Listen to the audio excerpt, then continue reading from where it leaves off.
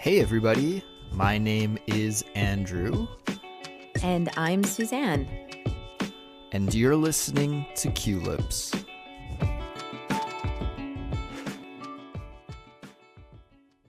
Hey Suzanne, how's it going? Hey, Andrew. Doing pretty good, gotta say. And you? I'm a little bit sad, Suzanne, to be frank with you. Oh, no. Why? My girlfriend gave me a beautiful houseplant about 2 weeks ago. She gave me a clipping of one of her houseplants, and it's a little tree. And I'm not sure what the name of it is, but it's a beautiful little tree. It's got mostly white leaves, but the leaves are green in the middle, and it looks like they're almost colored in with a colored pencil. Wow. So it's a really beautiful tree, and it's very delicate. So she took a clipping and put it in water, and the branch grew some roots after about a month or 6 weeks. And she put it into a nice pot for me and gave it to me as a present. And I was really stoked because I love the color of the leaves on this houseplant. That's really nice of her to propagate that plant for you.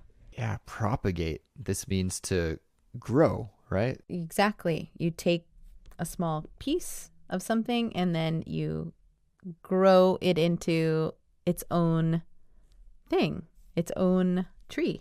Its own tree. So anyway, she gave me this lovely tree, but I unfortunately killed it No. really quickly, within like 4 days. Oh, no. How? It died. I'm not sure. So I think what I did was I put it in a sunny place on the windowsill in my apartment. And this tree really doesn't like full direct sunlight. So it was fine in the morning one day when I left for work. And when I came home in the evening, it was completely dead. Oh, And there no. was no way that I could resurrect it, that I could bring it back to life. So I felt so bad. She spent all this time propagating the tree for me, and then it died almost immediately. Oh, no. That's tough. I relate for sure. Uh, It's hard when you don't know the name of the plant also. This can make things difficult because you don't know what it needs, right? And so it can get a little tricky. You kind of have to test, okay, maybe this area is good lighting, or maybe this one will be good, or, it's hard to gauge. it's very hard to know exactly the conditions that those plants like. And I even thought that the plant may have just been really stressed out because it was in water for the last 6 weeks, right? It grew its roots in water, Right. and then it was transferred to soil. Then I had to take it to my house on the subway for about an hour. So it had a crazy journey and then got placed in a new environment and too much sun. That's a lot of trauma. Yeah. I just overwhelmed the little guy. So he's in plant heaven now. Aw, I understand. I really love to propagate plants. I was given some plants throughout I would say, last couple years as gifts. And I was not in a place where I was able to take care of them the way they needed to be taken care of because I was going through a lot of things in my life. And these friends of mine gave me plants as gifts, but I wasn't able to, I just had more important things on my mind. So they almost died. And then it's like something reawoke in me because I love gardening and love plants. But for a while, I kind of didn't bother with them through the master's program. It's just too busy. I just didn't have time to take care of it. Yeah. And so one day I just woke up and I said, I can save these plants. So I took pieces of them. I rehabilitated an orchid as well. And she finally bloomed this winter, actually. And I propagated 2 plants and repotted them. They're little, but they're doing okay. They're plugging along. But it was almost like they were tapping me on the shoulder. Hey, Sue, like, remember, you like plants. Come on. It kind of stoked the fires, or like built my passion up again for houseplants. So since then, I've been collecting more and more and really enjoy, like studying them and learning what each plant sort of needs. And yeah. Sue, that's so cool that your passion for houseplants has been rekindled, because this is something we have in common. I also have many houseplants at my place that I'm taking care of. So this is great. And listeners, if you haven't guessed already, the topic for today's Simplified Speech episode is houseplants. Yay!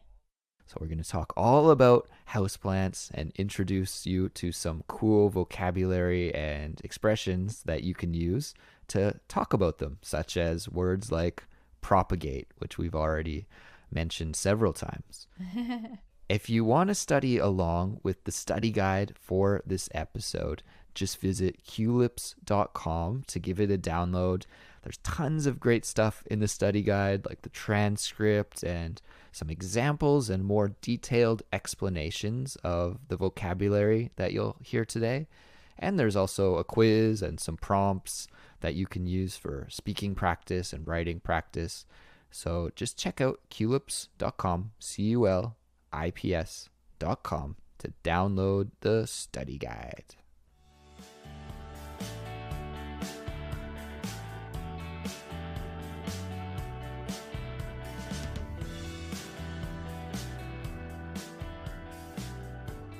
Okay, so let's talk about some of the plants that you have in your house. If you had to estimate, how many plants do you have? Well, I don't know if I have as many as you do. I'm getting more soon. There's some plant sales going on. Let's see. I have about, maybe like 12. Okay, so a good size collection. Yeah. And I have a mixture of kind of big, leafy, tropical style plants. And I also have some cacti, I guess is the proper way to pluralize that word, weirdly enough, some cacti. Nice.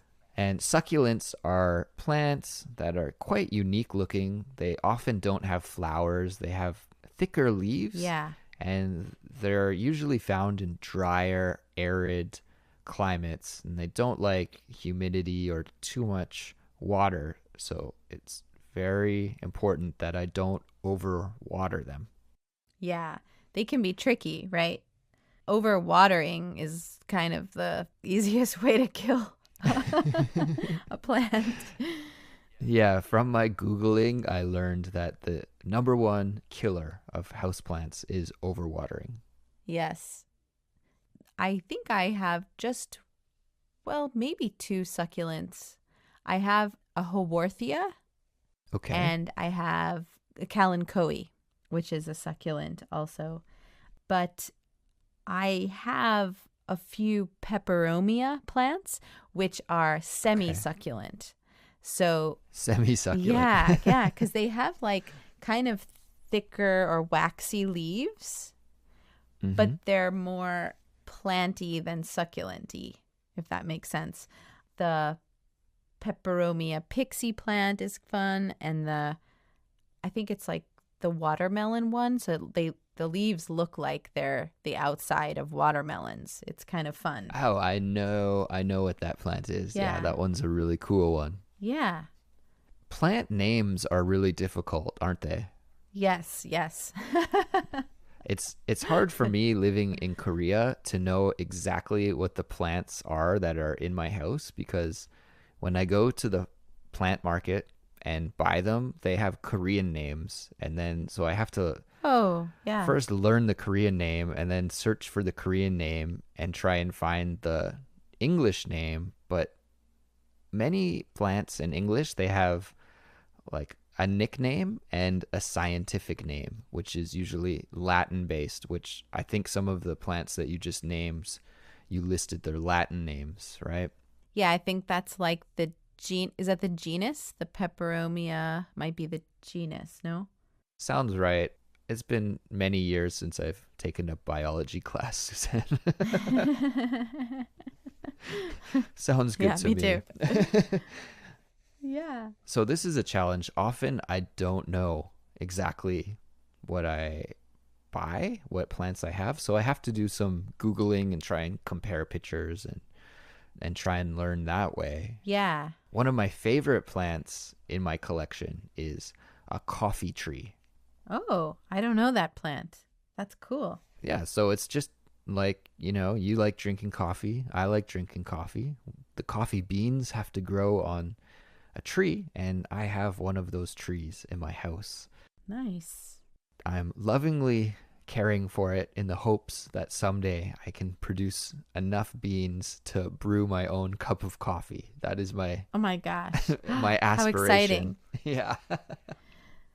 I think that's one of my favorite things about growing houseplants is seeing the new leaves or the new sprouts or the new fruit or flowers coming out. Yes. Then you know the plant is happy Mm-hmm. and you're doing a good job nurturing the plant. We have also some air plants, some really funky plants, and even some seeds for a bonsai tree. Wow, cool. That's kind of a crazy little experiment. We'll see what happens with that. And one of my favorite plants too is the Palea peperomioides. You know that one? I don't know that one. Could you describe it a little bit? Yeah. So it's actually called a Chinese money plant, and Okay. it's not a money tree, but a plant. So the leaves look like round coins, like green discs, Okay. and the stems come attached to the leaves in the middle of the leaf. I know the one you're talking about, I think. That one is really cool. It's very delicate looking. Yeah, it's cute. It's really cute, and it's easy to propagate. It's very easy to propagate. So Okay. I have 3 offshoots that I'm going to propagate soon and make into 3 new plants, hopefully. That's awesome. Yeah, it's really fun. I don't know if you're the same as me, but the first thing I do when I wake up in the morning is check on my plants. And Totally. Totally. I have That's so funny. a spray bottle Yes. where I can mist, because the tropical plants like more of a humid environment, Yes. but you also have to be careful not to overwater them, right? So I just mist them to try and, I guess, reproduce some of the humidity that they might find in their natural environment. Exactly. Exactly. I have like one area of my house that's like the more humid plants, and then I have another area that likes like more drier environments. So this way I can put the humidifier closer to one side of the house than the other. Yeah. I want to buy a humidifier. I think my plants would be really happy if I installed Yeah. a humidifier near their little area. They would. And you can even like gather them all together, put the humidifier close to them Yep. all. Like even just like every like few days, like or once a week, and then they all kind of get like a bath of humidity together. Right, right. Yeah. And oh, I forgot to say, I also just planted some flowers outside, Cool. and I have a little herb garden now with 8 herbs as well. What herbs are you growing? The herbs we got were mint and basil. Yum. My favorite, basil. Yeah, me too. I love it. Oregano, parsley, cilantro. Oh, my second favorite. I know. I love it too. Coriander, yeah. Yes. We got lavender, Oh, it smells so good. thyme, and rosemary. Yes. Beautiful. At some point, I'll take a picture of our herb garden. It may not be for a while because we have Has to to build grow it, a bit first. and build the hanging contraption.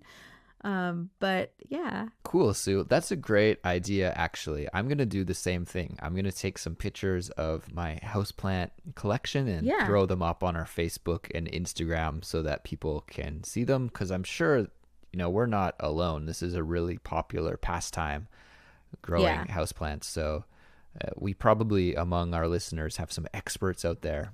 And Oh, yeah. I bet. if somebody could identify what plants I have, that would be super helpful. Or even, I was going to ask. yeah. I wanted to ask you, do you have that like very popular Monstera? I do not have a Monstera, no, but it's really No. cool. Do you have one of those? I don't know. But I'm thinking about it.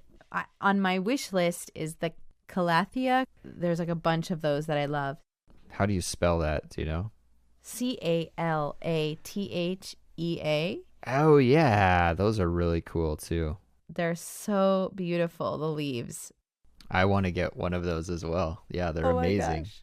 Yeah. Most of them just need humidity and medium to low light even. They're pretty good in medium light. So you can even have them more inside your house, not like right by the window. So yeah. Last summer when I went to, where was it? Taiwan. I went for a hike in Taiwan and I saw many of the houseplants that I have just growing on the side of the mountain. Oh my gosh, how cool. Yeah.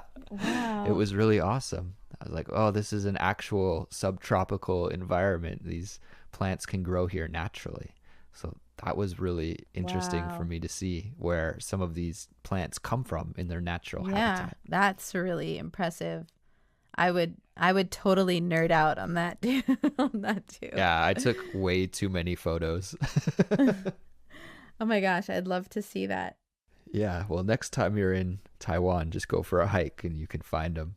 Oh, that's the thing is I would probably want to clip some things and take them home, but I think you're not allowed to do that. I think that's illegal. Yeah. Yeah, you can't bring plants. Well, you can order them through, importers and stuff, but you shouldn't take them on planes. Yeah. Yeah. That can cause some problems. Yeah, that's so cool. I just wanted to ask you, what's your absolute favorite plant, if you had a favorite one? Well, I'm pretty partial to the coffee tree. The coffee tree. Yeah.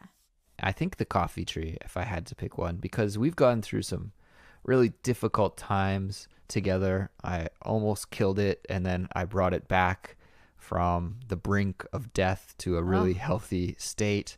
Then I went on vacation, and I had my friend watch it while I was on vacation, and he really almost killed it. It lost almost all of its leaves, Oh no. and I thought it was dead, but I brought it back to life, and now it's really thriving again. It's doing really well. So we've been Yeah. on an emotional roller coaster together. And so I have a special connection with that coffee tree, I think. That is something. And did you say anything to that friend when you came back? Yeah, he was doing it for free, so I feel like I couldn't Totally. really Totally. criticize him too much, and he did a good job with all the other plants. So yeah, I don't know. I felt like it was my bad for leaving the coffee tree and not his bad because he doesn't really care about my plants, I think. Yeah, it's hard, like it's hard to go on vacation and trust people to, it's nothing against them. Like when I leave my dog somewhere and I ask someone to watch my dog, it's like your child. So you want to make sure that they're gonna be able to take care of them. But, people make mistakes. It's not, it's okay. It's hard. It's our plants. I know. It's something that I take into consideration too. It's like, okay, so if I go on away, how will I take care of this? Or do I have somebody in my life that's responsible enough that I could ask to take care of this plant? And yeah, something that you need to consider before taking the step of buying a new plant. But just to wrap things up here, Sue, I would say that when you come back from a little trip, it might even be just a couple of days away from your house, a quick little weekend away. When you come back and you see that your plants have grown a little bit, it's so exciting. For some reason, when we see them every day, the growth is hard to notice. But when you go away and then come back and you can see that they've grown a lot, it's really quite special. Yeah, absolutely right.